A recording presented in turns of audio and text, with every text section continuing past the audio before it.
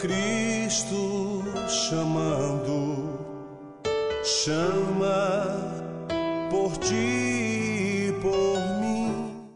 Graças a Deus, estamos juntos nesta manhã de segunda-feira, hoje 17 de setembro. O mês está passando rapidamente, estamos também chegando na reta final de mais um ano que Deus está nos presenteando. Hoje vamos estar ouvindo o nosso irmão concluinte em teologia, Davi Porto de Moraes. Ele é um jovem talentoso de nossa igreja e ele esteve pregando num culto de missões sobre o tema Multiplicando os Talentos para a Glória de Deus, baseado lá na parábola dos talentos, em Mateus 25, versos 14 a 30.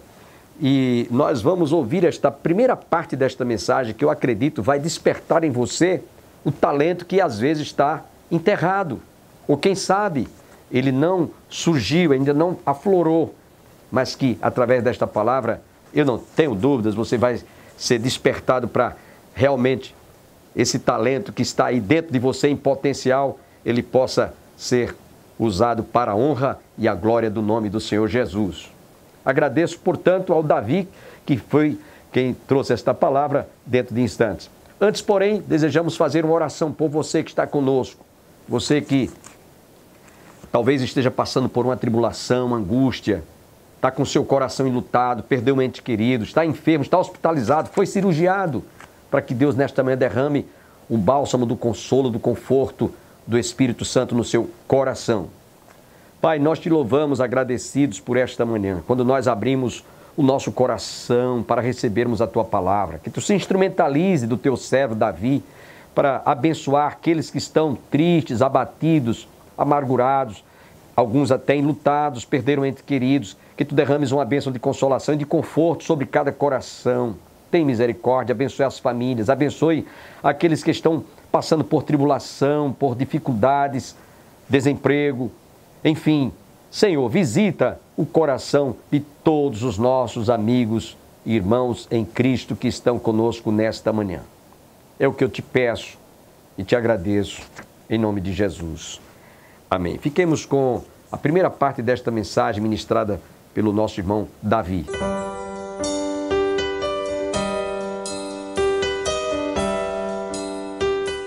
Queremos saudar a amada igreja com a graça e a paz do Senhor Jesus. Amém?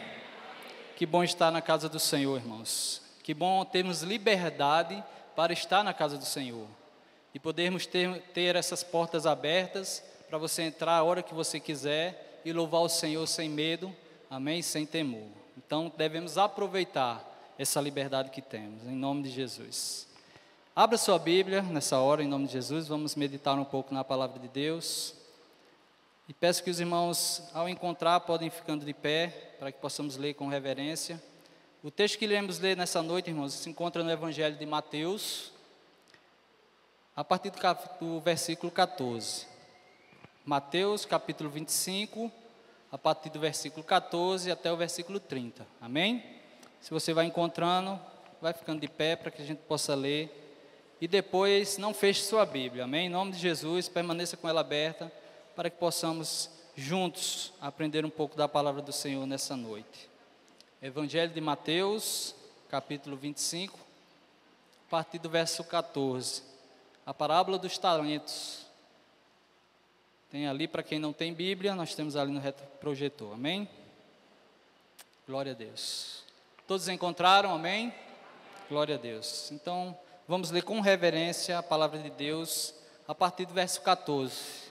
Que diz assim: Pois será como um homem que, ausentando-se do país, chamou aos seus servos e lhes confiou os seus bens. A um deu 5 talentos, a outro 2, e a outro 1, cada um segundo a sua própria capacidade. E então partiu. O que recebera 5 talentos saiu imediatamente a negociar com eles e ganhou outros 5. Do mesmo modo, o que recebera 2 ganhou outros 2. Mas o que recebera 1, saindo, abriu uma cova e escondeu o dinheiro do seu senhor. Depois de muito tempo, voltou o senhor daqueles servos e ajustou contas com eles. Então, aproximando-se o que recebera 5 talentos, entregou outros 5, dizendo: Senhor, confiaste-me 5 talentos, eis que aqui outros 5 talentos que ganhei. Disse-lhe então o Senhor: muito bem, servo bom e fiel. Foste fiel no pouco, sobre muito te colocarei. Entra no gozo do teu Senhor. Então, aproximando-se também o que recebera 2 talentos, disse: Senhor, 2 talentos me confiastes, aqui tem outros 2 que ganhei. Disse-lhe o Senhor: muito bem, servo bom e fiel. Foste fiel no pouco, sobre muito te colocarei. Entra no gozo do teu Senhor.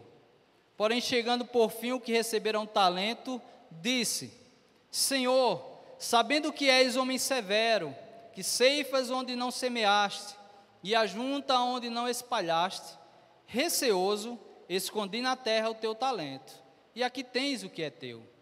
Respondeu-lhe, porém, o Senhor: servo mau e negligente, sabias que ceifo onde não semeei e ajunto onde não espalhei?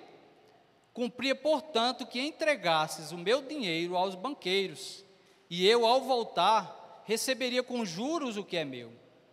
Tirai-lhe, pois, o talento e dai-o ao que tem 10, porque a todo que tem se lhe dará, e terá em abundância. Mas o que não tem, até o que tem lhe será tirado. E o servo inútil, lançai-o para fora, nas trevas, ali haverá choro e ranger de dentes. Oremos ao Senhor. Pai eterno, glorioso Senhor, diante de Tua presença, ó Pai, neste dia, queremos nos humilhar, ó Pai, nos inclinar, porque cremos, ó Pai, assim como louvamos nessa noite, Senhor, de que certamente, Senhor, tudo que há em nós precisa ser mudado, Senhor, precisa ser renovado, Senhor, alterado, Senhor, para que possamos, Senhor, então, ó Pai, sendo transformados pelo nosso coração, pela nossa mente, Senhor, pelo entendimento da Tua palavra, Senhor, inclinarmos a nossa vida, Senhor, diante de Ti. Não apenas uma parte dela, Senhor, não apenas um pouco dela, Senhor, mas toda a nossa vida. Porque é certo que como servos nós temos a Ti, ó Pai, como nosso Senhor. E se não entendermos, ó Pai, a preciosa, Senhor, ordem que Tu nos deste, Senhor, e que está revelada na Tua palavra, é certo, Senhor, que podemos, Senhor, ser encontrados como aquele servo, ó Pai, que enterrou o seu talento. Por isso peço a Ti, ó Pai, que nesta noite, diante da Tua igreja, Senhor, a Tua palavra possa alcançar os corações. E o Teu Espírito, Senhor, nos ajude, ó Pai, para que a Tua palavra, Senhor, alcance o seu propósito. Nós oramos em nome de Jesus. Amém. Irmãos, podem sentar. E peço que os irmãos permaneçam com a Bíblia aberta para que possamos meditar juntos nesse texto. Para que possamos entender, irmãos, a parábola dos talentos e compreender nessa noite que há um dever nosso, multiplicarmos os talentos que Deus nos deu para a glória do nosso Deus, os talentos que recebemos dele. É necessário que compreendamos um pouco o pano de fundo sobre a qual a parábola dos talentos foi ensinada. Se você observar direitinho e prestar atenção no contexto e nos textos que estão em volta, você vai perceber que a parábola dos talentos, ela está dentro de um contexto maior, ok? De um sermão escatológico, que alguns também chamam como sermão profético. E aí eu queria que você voltasse para o capítulo 24, capítulo anterior. Você volta aí uma página na sua Bíblia, e você vai voltar porque nós vamos entender qual a profundidade e os detalhes dessa parábola, se nós entendermos todo o contexto, tudo aquilo que o Senhor queria revelar. Lembremos que ele está dentro de um contexto profético, que vai começar lá no capítulo 24, quando os discípulos chegam para Jesus e perguntam: Senhor, quando será o tempo, Senhor? Quando Tu vais restaurar Israel? Quando será, Senhor, a Tua volta e o fim de todas as coisas? E aí Jesus começa a responder a eles, e em 3 etapas que nós vemos no capítulo 24, ele vai responder. E observe na sua Bíblia que a partir do versículo 3 ao 14, do capítulo 24, versículo 3 ao 14, ele vai falar do princípio das dores. E aí nós não vamos ler, claro, todos os textos, mas evidencia-se pelo versículo 6, que diz assim: e certamente ouvireis falar de guerras e rumores de guerras. Vede e não vos assustei, porque é necessário que assim aconteça assim, mas ainda não é o fim. E aí nós temos aquilo que o Senhor revela como sendo um momento, ok, que nós devemos observar, porque quando se acelerarem todas essas coisas, terremotos, guerras, rumores de guerras e todas essas coisas, são princípios das dores, como a mulher de parto, como uma mulher grávida que está para dar o parto. Mas aí na sequência, a partir do versículo 15, nós vamos ver agora um outro momento, e Deus está dando roteiro para os seus discípulos de como as coisas vão acontecer. E a partir do versículo 15, ele vai falar de um momento que não é mais agora o princípio das dores, mas é um momento imediatamente anterior à volta de Cristo, que é conhecido na palavra de Deus pela grande tribulação. E nós podemos ver a partir do versículo 15 e 28, e mais especificamente no versículo 27, ele vai dizer assim, leia comigo: e cumpria, portanto, 24, 27, diz assim: porque assim como um relâmpago sai do Oriente e se mostra até o Ocidente, assim há de ser a vinda do Filho do Homem. Então o Senhor fala no princípio do capítulo 24 que há um princípio de dores e momentos em que a gente vai perceber que as coisas estão caminhando para o fim. Mas ele diz: tenham calma, ainda não é o fim, porque ainda depois disso vem uma grande tribulação. E aí ele diz claramente que depois desse tempo, imediatamente vai acontecer algo. E ele vai dizer que vai ser como um relâmpago, que todos vão ver. E isso é o retorno do Senhor Jesus Cristo, amém? E é importante que entendamos todos esses passos. E aí, claramente, não estou falando aqui do arrebatamento, irmãos. Isso não é propósito, porque o arrebatamento é outra coisa. A volta de Cristo é um e o arrebatamento é outro. Mas o Senhor está dando esse roteiro para os discípulos, para que eles compreendam tudo o que vai acontecer. Então, temos o princípio das dores, temos um momento imediato ao retorno de Cristo, e a partir do versículo 29, você pode observar que ele vai dizer o seguinte: logo em seguida a tribulação daqueles dias, o sol escurecerá, a lua não dará sua claridade, as estrelas cairão do firmamento, e os poderes do céu serão abalados. Então aparecerá no céu o sinal do Filho do Homem, todos os povos da terra se lamentarão e verão o Filho do Homem vindo sobre as nuvens do céu, com poder e muita glória. E aí o Senhor deu a eles, respondendo a sua pergunta, o roteiro de como as coisas iriam acontecer. As coisas iriam ferver como a água que está em um chaleiro, que começa a ferver e depois vai borbulhando e começa a ferver mais e mais, e vão acontecendo as coisas de forma mais acelerada, até que nós chegamos a um momento crucial, que é a grande tribulação, e ele diz: imediatamente ao fim dessa tribulação, nós veremos a volta do Senhor Jesus com poder e grande glória. E aí ele segue, depois de fazer esse roteiro, irmãos, dando algumas advertências. Siga comigo. Ainda no capítulo 24, a partir do 32, ele vai fazer uma orientação e trazer uma advertência aos discípulos que estão escutando o seu ensinamento, sobre como discernir o tempo em que essas coisas vão acontecer. E ele usa então o exemplo da figueira, e ele diz: quando vocês verem a figueira florescer, vocês sabem que o inverno está próximo. Então isso vai servir para vocês, para que vocês estejam atentos.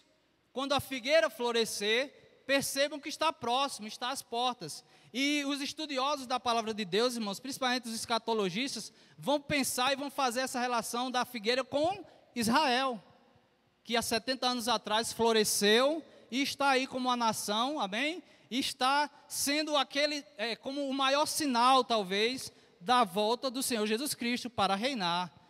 Então ele diz: discernam o tempo, não fiquem à toa, não fiquem desapercebidos, olhem para aquilo que vocês devem ver, olhem para a figueira é Israel, olhem para ela e vocês vão ver que o tempo está próximo. E ele adverte para que haja um discernimento. Mas aí, a partir do versículo do 45, mais uma advertência ele vai fazer.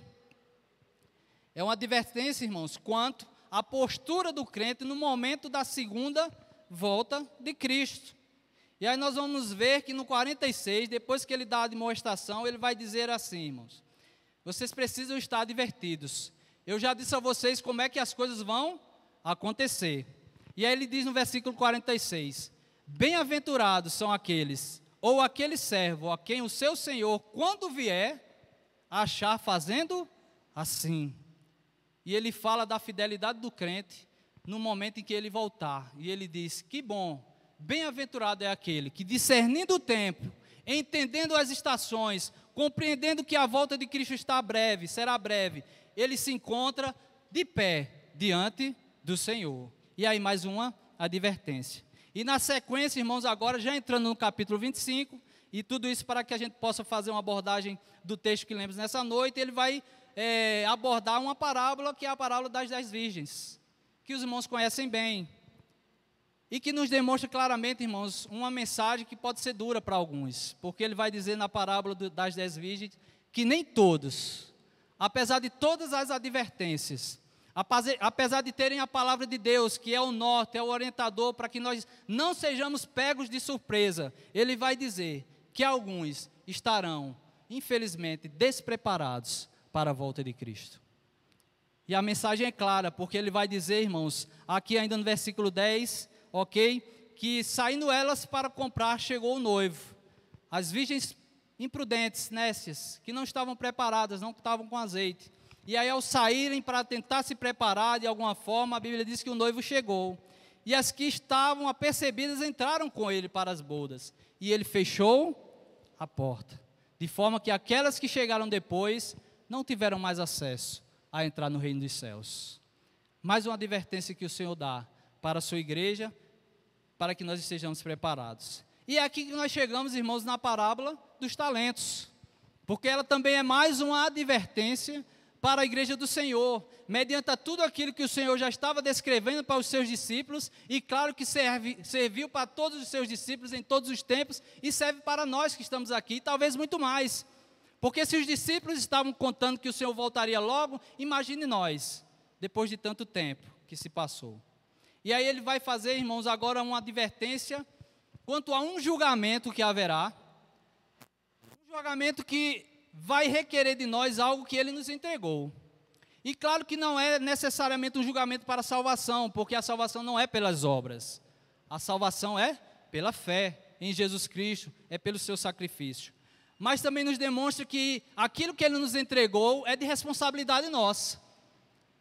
E aquilo que ele nos entregou, irmãos, tem para nós um fator preponderante em nossas vidas, para que nós não hajamos, não estejamos nos comportando como se nada estivesse acontecendo, como se não tivéssemos responsabilidade. E aí eu queria meditar um pouco sobre essa parábola com vocês.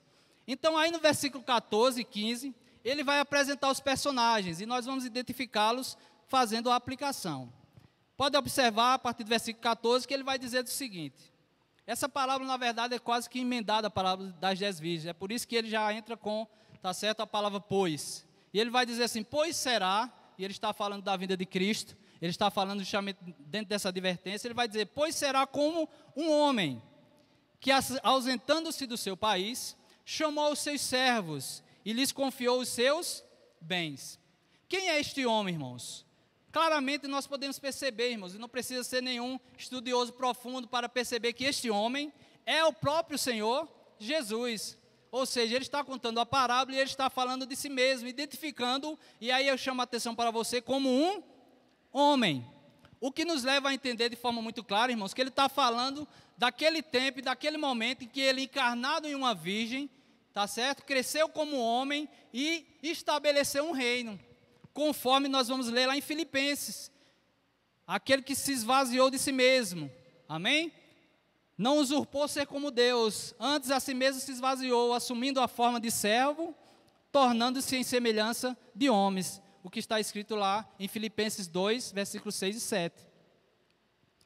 O homem Jesus, que era Deus, encarnou, veio ser como nós, andou em perfeição e veio estabelecer um reino.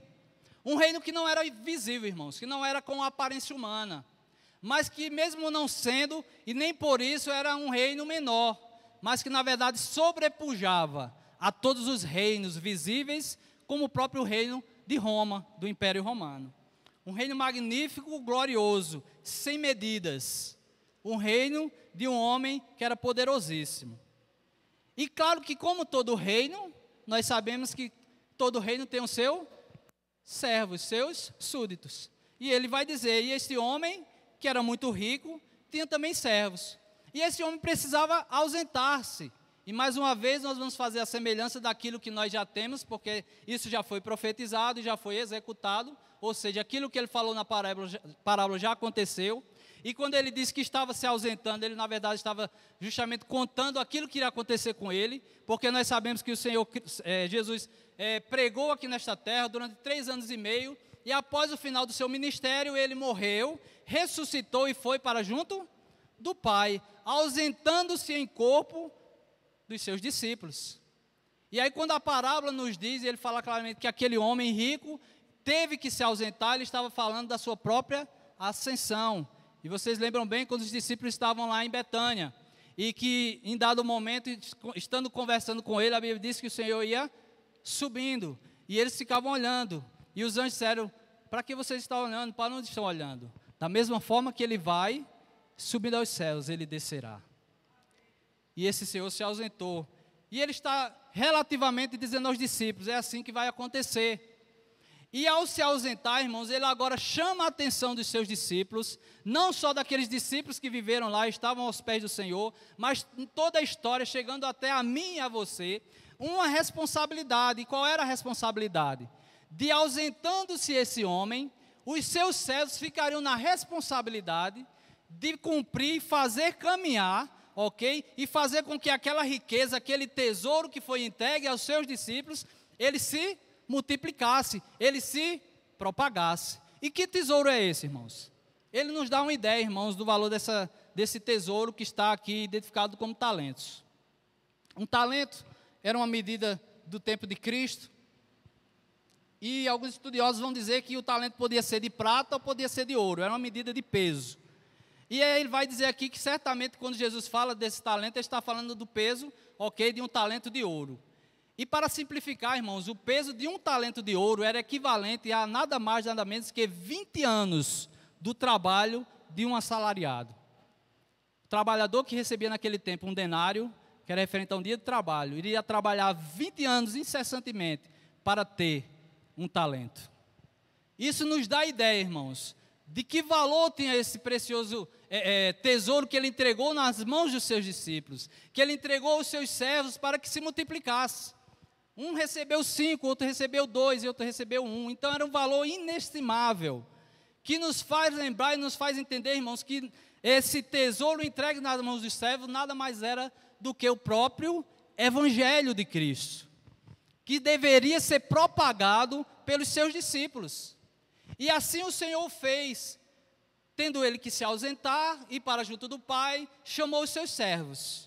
E a Bíblia diz no versículo 15 que ele chamou um dos servos e deu 5 talentos.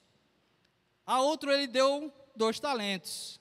E a um outro ele deu 1 talento. E a Bíblia diz que ele deu a cada um segundo a sua própria capacidade. É o que está no versículo 15. Que não significa, irmãos, dizer que há discípulos melhores ou maiores e outros menores. Não. Ele está dizendo aqui claramente que, na verdade, cada um tem uma função no corpo de Cristo.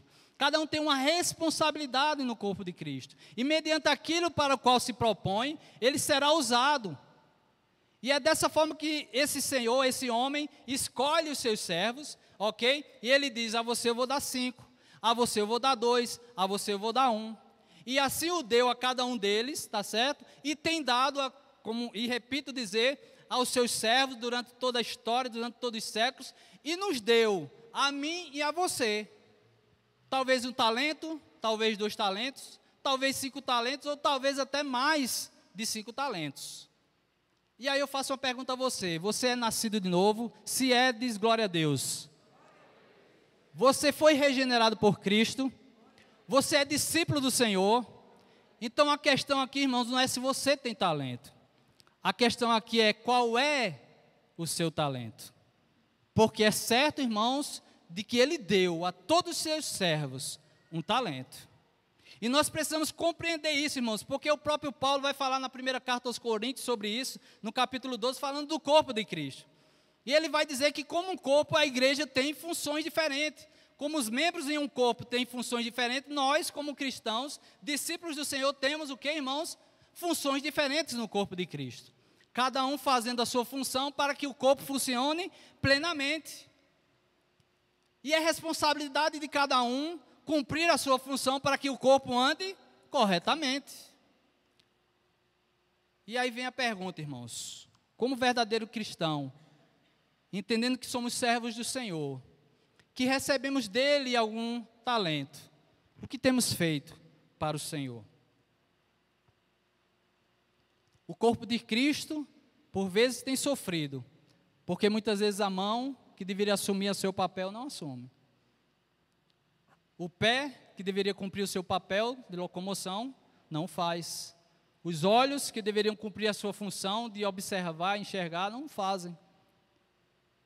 Como pode andar o corpo de Cristo? Como pode executar a ordem que foi dada por aquele homem que esteve aqui há 2000 anos atrás e nos encarregou, irmãos, de tão grande tesouro?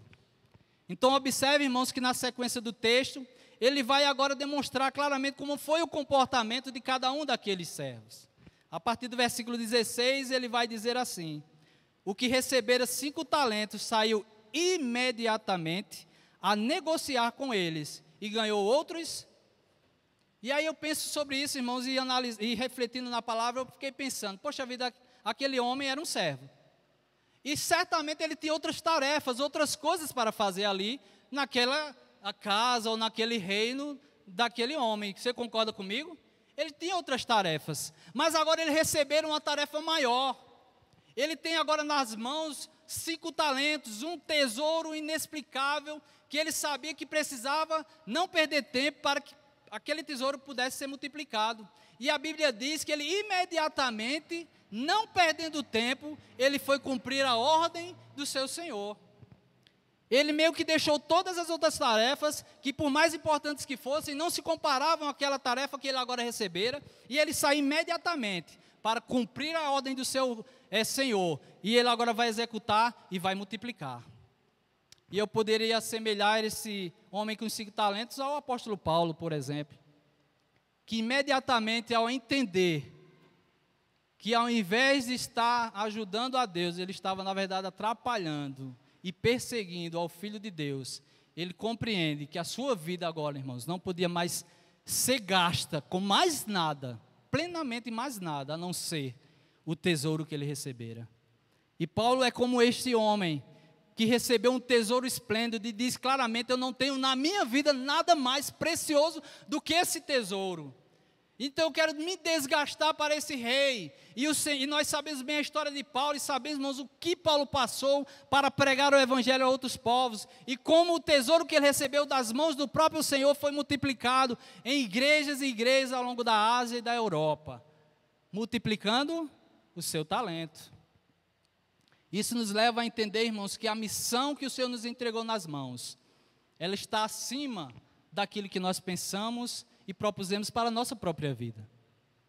Nós não vivemos mais para nós mesmos. Paulo fala ainda, escrevendo aos Coríntios, ao 2 Coríntios capítulo 5, de que se ele morreu por todos, é certo que todos agora também se disporão a morrer por ele. Eu espero em Deus estarmos juntos no próximo programa, mais uma vez, se Deus assim nos permitir.